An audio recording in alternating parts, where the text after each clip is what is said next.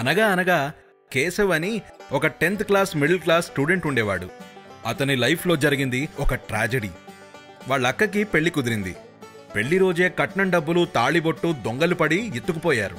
అది తట్టుకోలేక కేశవ్ తండ్రి గుండె ఆగిపోయింది. కేశవ్కి కసి మొదలైంది.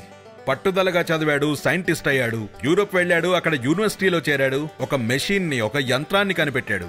ఆ యంత్రాన్ని పెద్దల ముందు పరీక్షించారు. ఆ యంత్రం 3000 మంది దొంగల్ని దొంగతనం చెయ్యకముందే వారి దొంగతనాన్ని ఐడెంటిఫై చేసి వాళ్ళని రెడ్ హ్యాండెడ్ గా పట్టించింది. కేశవ్తో పాటు అందరూ సంతోషించారు. ఆ మెషిన్ని అమెరికా తీసుకెళ్లారు. అమెరికాలో అది 3000 మందిని పట్టుకోలేదు, నెల రోజుల్లో 5000 మందిని పట్టుకుంది. కేశవ్కి కసి తీరే రోజు వచ్చేసింది. భారతదేశానికి పట్టుకొచ్చారు ఆ మెషిన్ని. అంతటా ఎక్సైట్మెంట్. తెల్లారేసరికి ఆ మెషిన్ని దొంగలు ఎత్తుకుపోయారు.